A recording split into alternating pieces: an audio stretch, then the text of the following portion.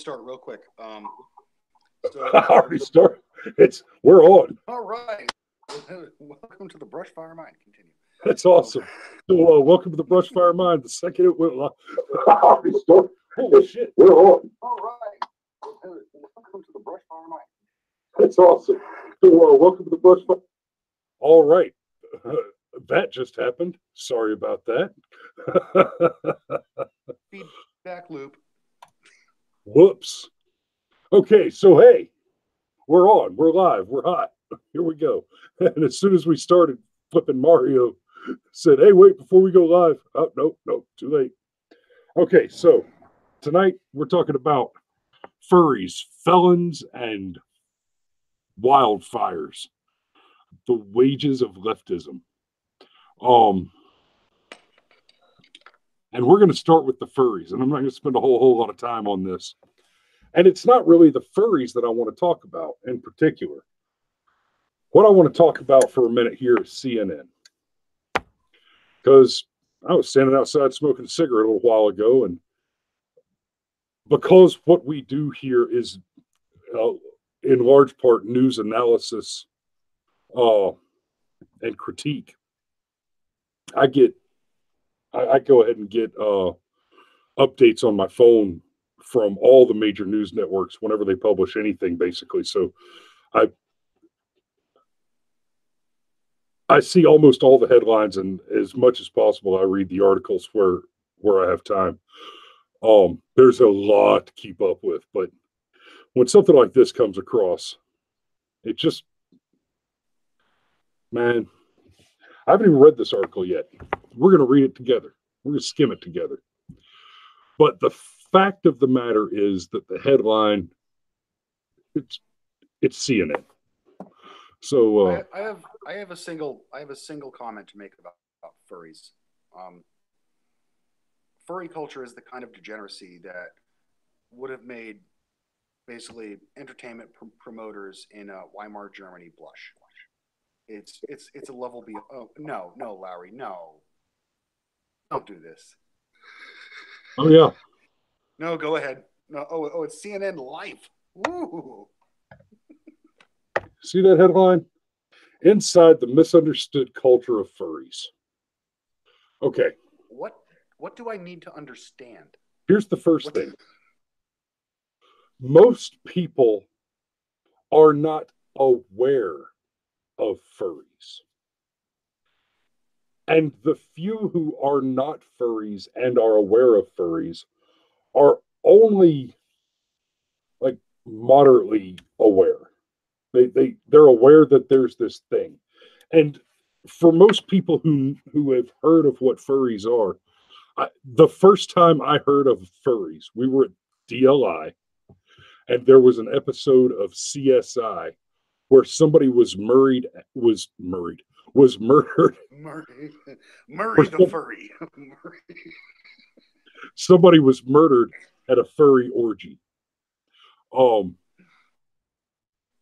And my only real thought about the whole thing, the idea of adults dressing up as plush animals and then having sex.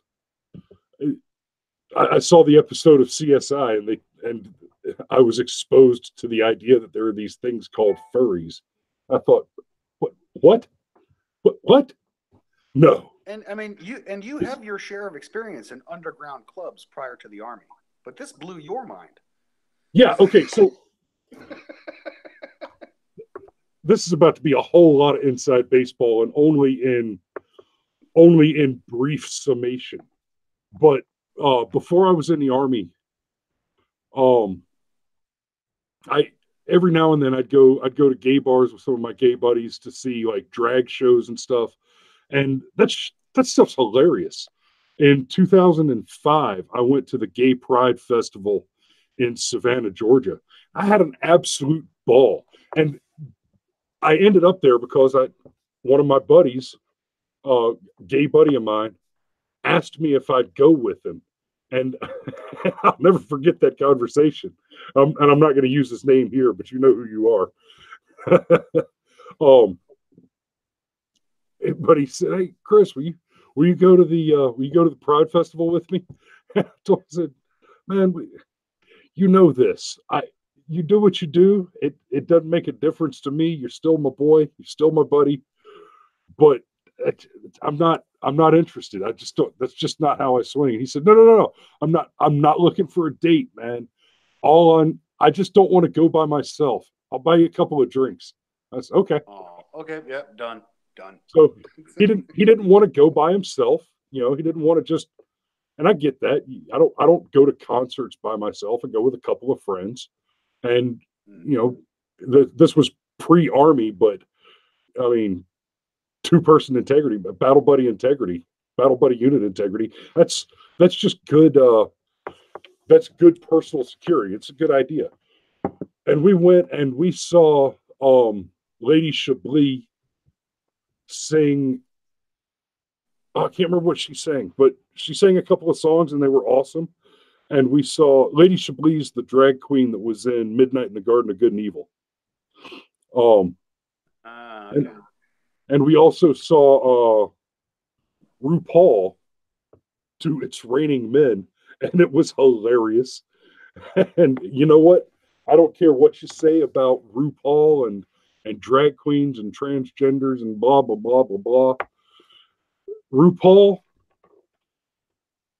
that kid can sing, son. I mean, set of pipes, nailed it. It was fantastic. Yeah, so it was basically a concert. RuPaul actually has talent. I mean, there's a reason she was a thing in the mid '90s when basically all of this was either just a curiosity to be laughed at or given 5 seconds of your attention. Like, there's a reason there's a reason it was the first. Yeah, and I mean, I worked as a bouncer for a while when I was a freshman in college at the first community college I ever went to for a little while, and I was a bouncer at an S&M club. I saw some shit there, and it wasn't until 4, 5, 6 years later that I first heard about the furries. And what was really alarming is after seeing that episode of CSI and being at the Language Institute, Mario, I don't know if you remember this or not, but there were apparently a shitload of furries in the Air Force over there. This was at the time in the mid 2000s when it was popular for basically whatever the next evolution of the goth then emo kids, where they would start wearing those raccoon tails on the back of their jeans, right? Or wearing like the cat ears with a headband, like the girls would do it. Yep. But yeah, my first experience with it was seeing people on DLI. These are like, I understand they're not like fully MOS certified. They're not real soldiers, airmen, Marines yet, but they are active DoD personnel, and they're wearing animal tails in public. Yes, this was my first experience as well. Yeah. So, and again, it's one of those things that I don't particularly care about, but here's what caught me about the article. And again, we're having this conversation just off the headline. I don't know what the article's going to say. Now, coming from CNN, I could probably summarize the article without reading it, but that's not my point tonight. Before we get down into the article, I just want to remind you, this is the same CNN that created a documentary to teach high school children that they should start experimenting with anal sex and transitioning. This is the same CNN that less than a year ago ran, just back in March of this year. Remember, we talked about this one on the show. Cuckolding can be positive for some couples. Oh, really? When memeing reality goes wrong. Like right. So here's what's happening. CNN, I honestly don't believe that CNN's left-wing agenda is interested or concerned with the social acceptance or what rights movements and the like of these various types of sexual proclivities. CNN has gone out of their way to run articles in support of pedophilia, in defense of bestiality, so on and so forth. The cuckolding one is the one that just leapt to the forefront of my brain, so I was able to pull it up quickly. And of course, the Furries article is the one that just ran. The more I think about it, I don't think CNN has. I don't think it's so much that they have a drastic left wing tilt where all of this sexual degeneracy is concerned. Y'all, if a man wants to love a man, or a woman wants to love a woman, or even if they don't want to and they just do, whatever, that's not something that affects me, bothers me, or concerns me. When you start telling me that your life choices, and no matter where you are on whether or not a person is born gay, I see very, very, I don't even see people making the argument from the science that things like being a furry or being a cuckold, that these are somehow born traits, natural traits or the like. I think what's happening here is CNN is quite simply trying to predict what the next headline grabbing, rage inducing series of bizarre degeneracies they can engage for readership. Plain and simple. We live in Weimerica, okay? So you have to understand, like, it ties into like the Hegelian dialectic, where there must be the oppressor and the oppressed, right? And also with the the victim stack, basically, where at the top of privilege would be the Christian, white, cisgendered male, and at the bottom would be some hodgepodge of various mixed ethnicities, gay, transgender, and all of the above, right? So I think the next level of degeneracy, okay, the end goal of the degeneracy, I truly believe, is that the normalization of pedophilia, all right? And you know what? You shouldn't think it's completely out of the question. Larry, would you, or how many of the viewers would have thought that the complete normalization of gay marriage would have been a thing 10 years ago? Like, it would have been laughed at. It was laughed at. They tried. America soundly rejected it. But through this progressive stack conditioning, people are being taught. Basically, we have to dig deeper and deeper to find new victim groups that we can foist upon the American public and ask for their concessions from. So when I look at the furry, I see a group that they missed. They missed the furry. It was the bridge between gay marriage, then bestiality, and then ultimately pedophilia. Furry is one of those bridges. So I think CNN is trying to reach and basically pick up and complete, their multicolored stack of Duplos, where basically they didn't provide enough foundation to get us to the ultimate degeneracy, which is ancient Greek sodomization of boys at will. Yeah, here you go.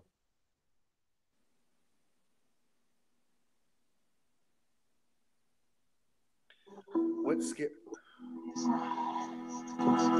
Just stabilize me here. The moment Lindsay puts on that suit, the shaking stops, and Lelia comes alive. When I first imagined this character, I imagined her just like me, so kind of shy and withdrawn. But it was very quickly that I realized the costume had a life of its own. The shyness was just gone. Yeah. Twice a month, Josh and Lindsay hop in the car and head to one of her charity events. Good. I just get super excited every time I put it on. I'm going to go out there and perform and make people happy. And then they're like, what's going on? There's a giant dog driving around.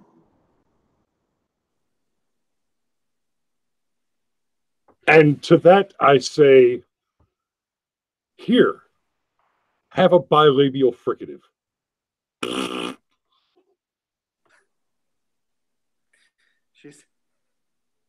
She's a grown woman with the emotional characteristics of a child. That's what this is. I mean, that's. Oh, this is life with. Oh, Lisa Ling.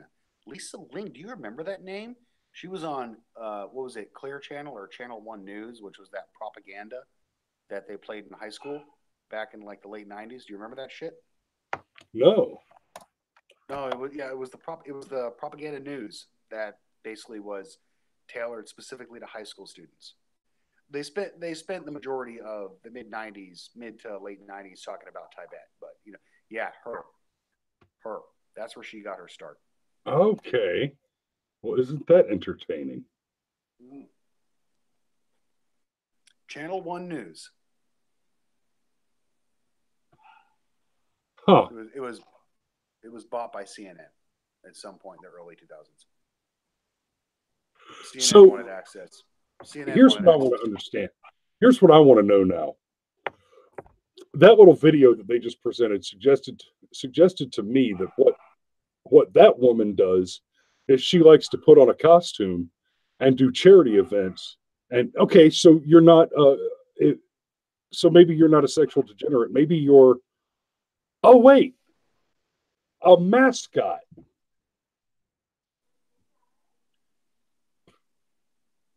I mean, if you put on a costume to play a character, that's not a lifestyle. That's a job. Yeah.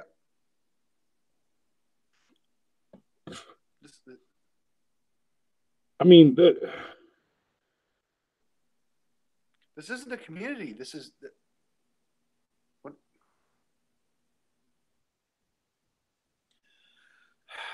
You know what, Larry? I don't know. Maybe you took the bait.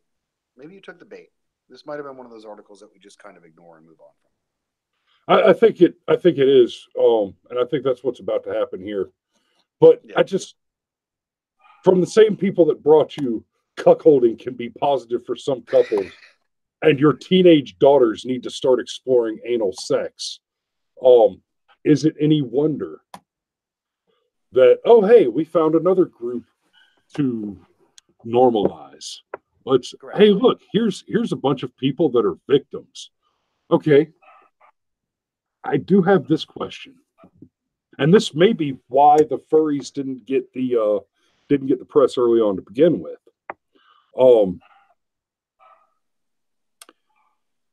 How are they targeted? How are they victims?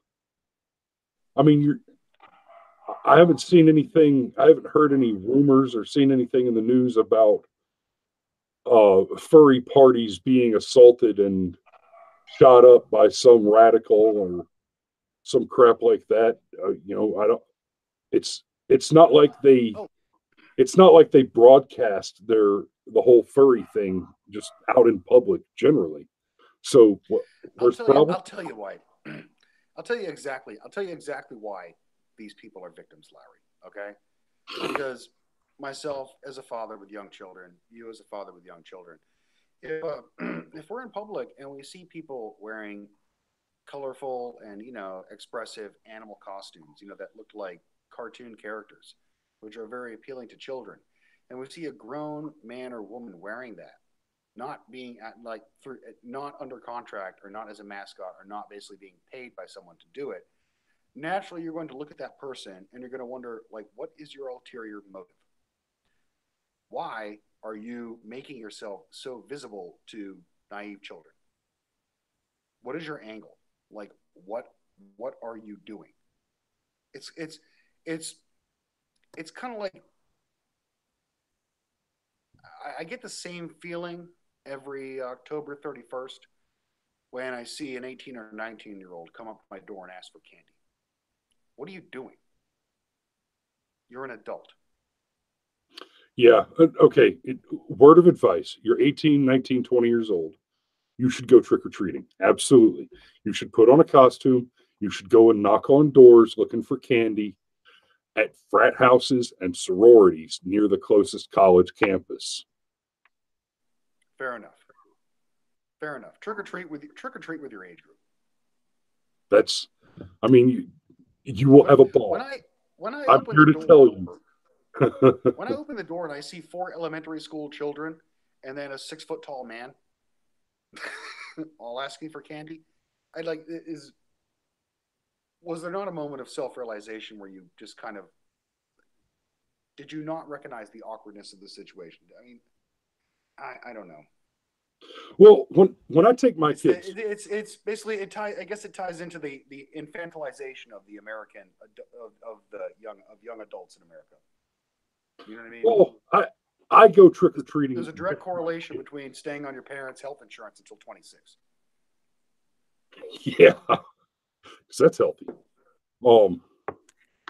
And that's working out great for us, isn't it? Oh yeah. Well, that's the main priority of your new Democrat House of Representatives. That's what they're going to be focused on, first and foremost. Yeah, they haven't done enough damage, I suppose. No, they haven't. Okay, they control the money. Speaking of the Democrats, Stacey Abrams has finally conceded the election in Georgia. Bitch, you lost 2 weeks ago. But she has finally actually conceded the election. Now, she's saying that she wants to pursue some sort of a lawsuit on federal grounds, claiming voter suppression. I'm not gonna beat this horse too hard, but I do want to mention briefly. Stacey Abrams' claim is that Black people are being unfairly targeted by exact match voter registration laws because their names are harder to spell than the names of white people. She is literally claiming that Black people are being discriminated against because they can't spell. Not that white people believe Black people are stupid or that Black people can't spell. Stacey Abrams' claim is that Black people cannot spell their names and that white people are taking advantage of the fact that they can't spell. So it is Stacey Abrams who is making the claim that Black people are too stupid to spell their names. Yes. The thing that she's claiming is racist is that white people are taking advantage of what she assumes to be the foregone conclusion that Black people can't spell their names.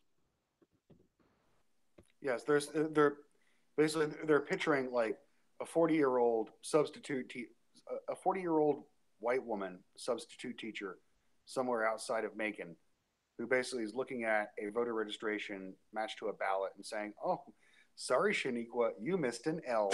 Crumble, crumble, crumble."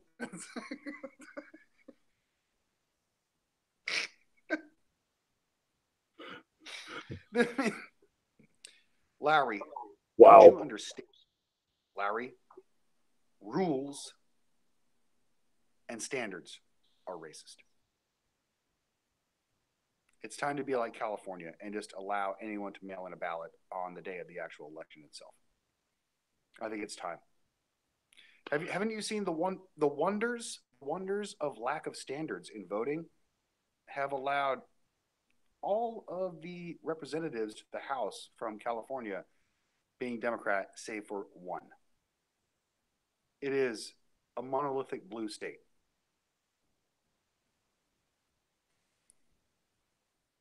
This is what they want to bring to you.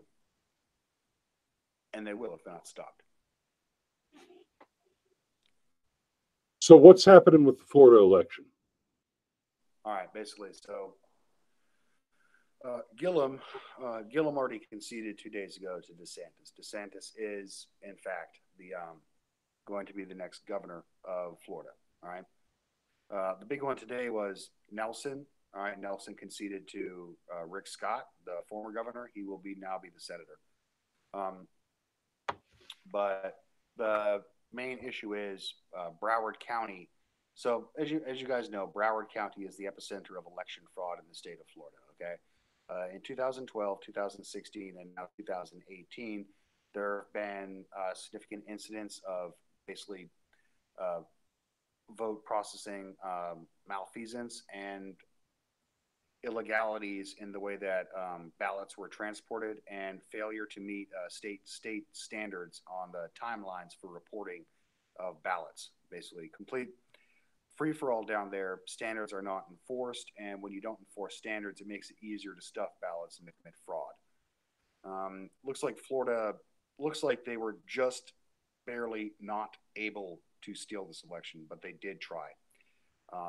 There was an article I read today saying that Broward County election officials had found a box of 2,000 ballots from Broward, like even today, when they had to have the final, when it was basically to be finalized, the statewide hand recount.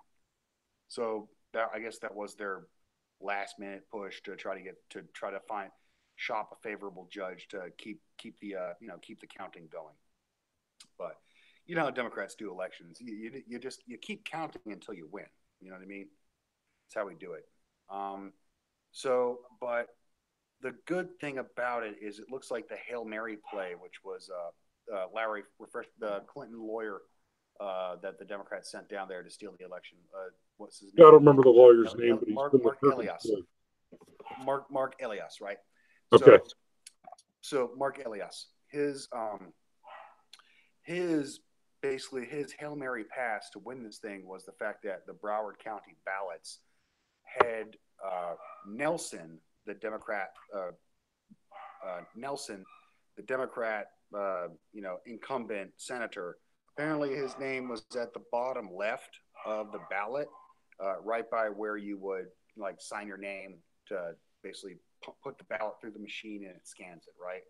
So because his name wasn't placed prominently somewhere, like apparently 20,000 voters were just too dumb to look for it and basically check the box, right? So they assumed that maybe there was an error in the basically vote counting machines, and that by a hand recount, then they will be able to discover this 20,000 vote deficit, right? Understand, there were 20,000 ballots where the person voted for Gillum, the Democrat for governor, but didn't check a box for senator.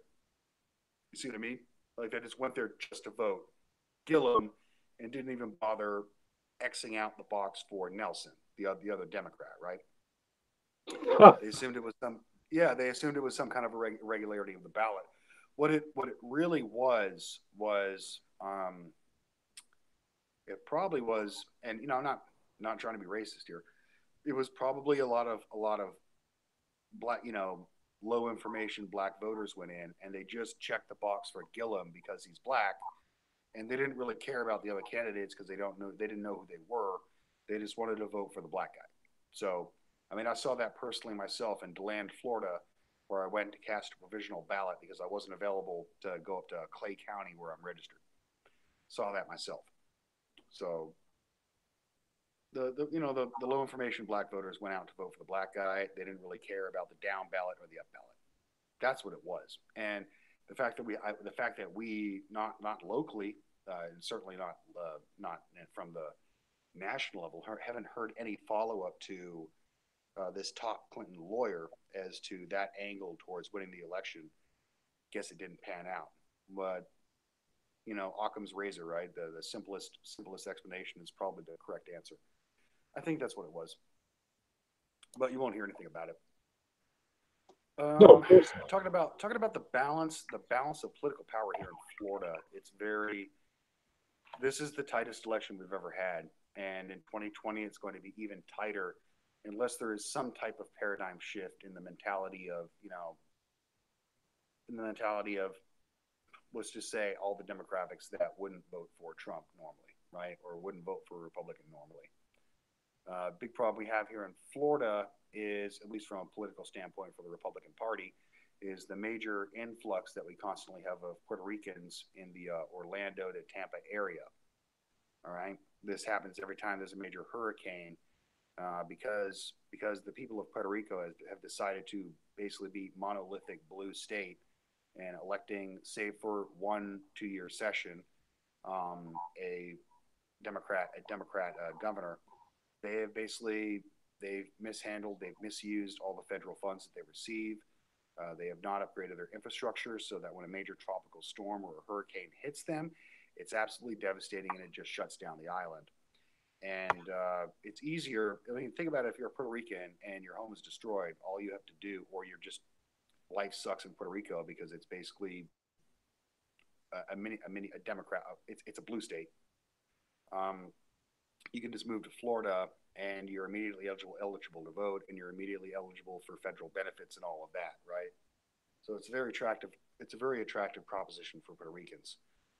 My main concern about this is that they come here and they have a penchant for voting for the exact same people and the exact same policies that led to the economic collapse of their own island. It's quite stunning from someone who's civically minded and actually knows something about economics, knows something about, like, I'm not an expert on anything, but I'm knowledgeable pretty much on mostly everything. I've got a bit of knowledge on, right? So, but yeah, that's what happens. And it really doesn't help when you've got the mainstream media basically forcing this false meme that Trump doesn't care about Puerto Ricans. Trump doesn't care about. There was an article in CNN where there was literally a segment on CNN where there was this woman, a Hispanic woman, talking about Hurricane Maria, and Trump's response to it is possibly reminiscent of genocide, for God's sake. You know what I mean? Like, so if you got an IQ of about 85 to 90 and you hear stuff like this coming from people that you presume to be serious people and intelligent people, yeah, it can warp the minds. It can warp the minds of an electorate. I mean, CNN is fake news. I mean, like, just tie it back to the first segment you went on, Larry. But that's the state of Florida, basically. And like I'm saying, Florida, it will get harder and harder for a Republican candidate to win an election here, at least statewide, unless there is a sea change, a paradigm shift in the mentality of target demographics that are not historically associated with the Republican Party. And that's a fact. Sorry. Same in Georgia. It's going to be the same in Georgia. Georgia's maybe 5 years behind Florida. Anyway, I've rambled enough. No, that's about right. So here's the thing. The Broward County situation, the obvious voter fraud in the Atlanta situation, like I pointed out last week, just a little over 3,100 provisional ballots were cast in Atlanta, Georgia. Of those, 50%, well, like 43%. Okay, 10% of the 30. But Larry, I thought a ballot was a ballot. What does provisional ballot mean? I don't understand. So, first thing is a provision. You cast a provisional ballot when you can't show that you're eligible to vote. Okay?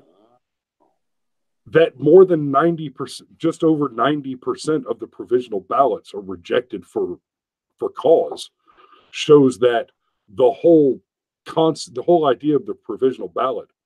Let's be clear. In order to vote, you must be a citizen and you have to be registered to vote. Okay? Nowhere in this country can you show up on election day and vote without having registered to vote. You have the right you have the right to vote notionally because it's mentioned in the latter half of the amendments to the Constitution. Okay, so in the 14th Amendment, the vote is guaranteed to all men, no matter what color they are. And in the 19th, is that right? Is it the 19th or the 17th that did suffrage, women's suffrage? The 19th Amendment is women voting. Yeah, 19th, the 19th. So, and in that one, it says that everybody gets the vote, no matter what gender they are. But those are the only two actual references to a right to vote. So the rights that we have that are assumed by the Constitution are those rights guaranteed by the Creator. Right? Whatever your vision of the giant spaghetti monster in the sky, that's not a conversation about religion or whatever. The whole point the founders the founders' conception of it was pretty loose as well. Most of them were deists. They're just like, yes, we believe in God, and that's about it. Well, most of the founders would have assented to the arguments of Anselm and Aquinas that because God is that than which greater cannot be conceived, and for a thing to be only imaginary is inferior to a thing existing, then God must exist. And then that's Saint Anselm of Canterbury. And then of course you have Augustine comes around. He's like, that argument kind of works, except that it begs the question. It assumes the existence of God as part of the definition from the get-go. So here's 5 more reasons. Everything in motion has to be put into motion by something else, and everything that puts something in motion has to be put into motion by something else before it. Infinite regress, it's turtles all the way down. Ergo, God, an original mover that is himself unmoved.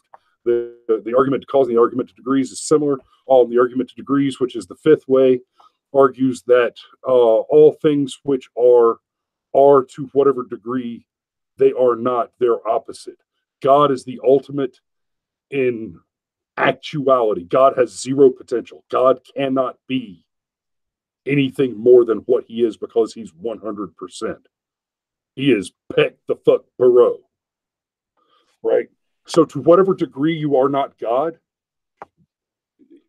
on a sliding scale, to whatever degree that a thing is not actually God, which is infinitely and perfectly good, loving, powerful, knowledgeable, blah, blah, blah, all of the stuff, except that God has divine aseity, so he doesn't have parts, and he's indivisible, he's unbreakable, he's singular and fully actual, has 0 potential. To whatever extent you are not God, you are, to that extent, non-existent, evil. You're the opposite. To whatever extent you are not God, you are the opposite of everything that you are. So the more good you are, the less evil you are, but you are still evil to the extent that you are not God. Is why the Assyrian Nestorian Gnostic heretics get the rope.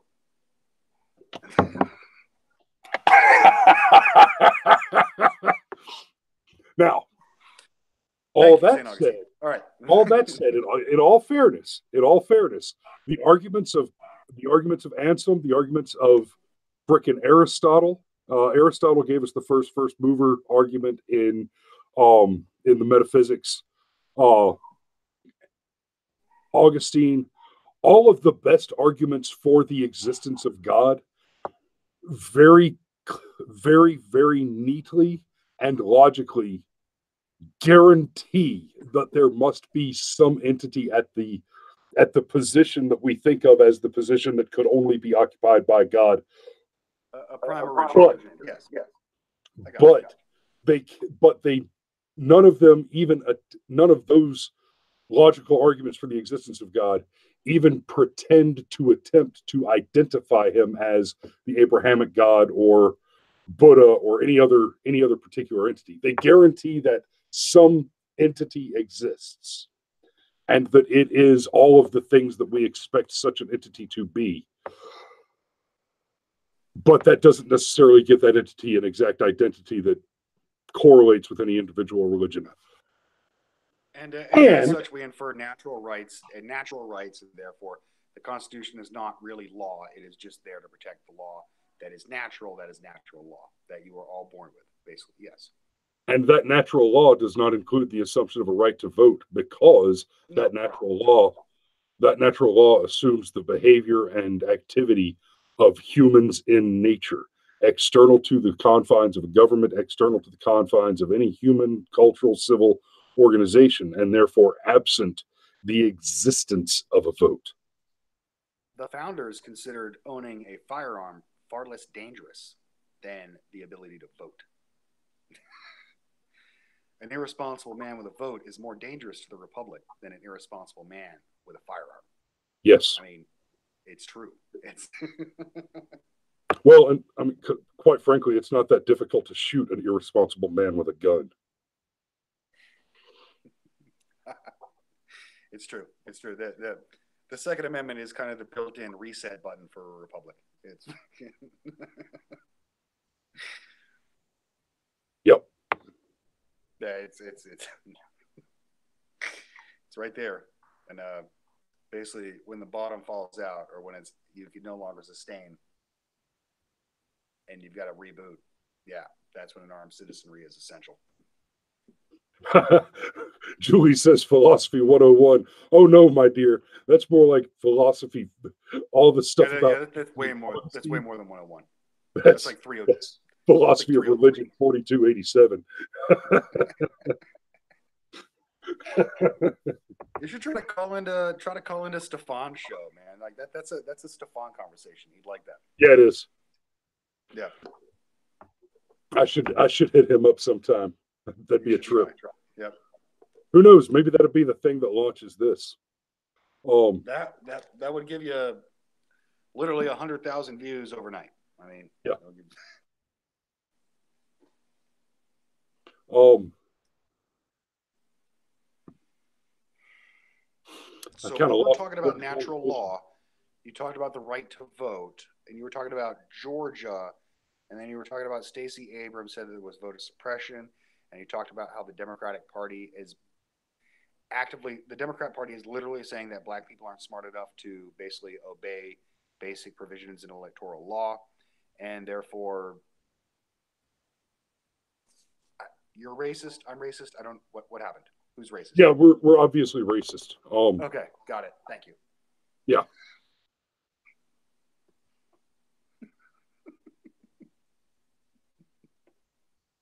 Right? But that's what I'm getting at all that, right? Yeah. That's her bottom line. So we're also going to start seeing... Oh, go ahead. Who's fielding her lawsuit? What's the appeals court for the Georgia area? Like Ninth Circuit is the freaking West Coast, Fifth is Texas, Fourth is DC area. Who covers the Southeast? Jesus. Because it would go there, right? That's... I'm not sure who gets it, who's going to end up with this one, because there was some controversy. I can't believe I can't think of this off the top of my head. I know this. I mean, would something like that, if she's citing fraud, wouldn't that go straight to the Texas or the Georgia Supreme Court? I mean, where does that crap get litigated first? I don't know how that's going to break down, because as I'm sure you saw in the news, it was originally put into her sister's courtroom.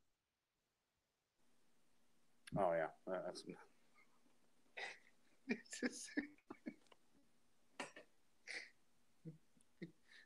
Trump's sister is a judge. Even he wouldn't go that. He hasn't used his own sister yet. Come on. Right? Wow. Yeah. Basically, it's just the question is like how much momentum can it generate with write-ups by activists prior to it hitting a serious court? And it's unfortunate that I have to talk in this day and age about there being serious courts and not serious courts. But right, like obviously the Ninth Circuit doesn't count as a serious court. The Ninth Circuit, not a serious court. I could walk in. I could basically look at a lot of decisions by the Ninth Circuit with a pocket constitution and just be like, well, no, right here it says no, so you lost, right? It doesn't take a legal scholar to basically overturn a Ninth Circuit decision. Right. Yeah, that's correct. Now, okay, I'm just gonna throw this out there and then wrap up, because it's 10 till I'm about done.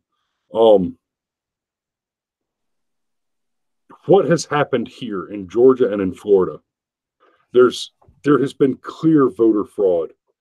clear election manipulation. I mean,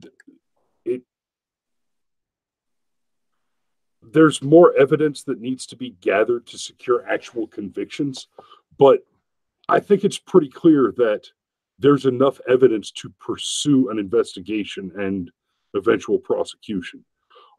Stacey Abrams and basically her entire campaign, Gilliam and his campaign, this woman that's in charge of the Broward County elections, obviously, these people need to be punished.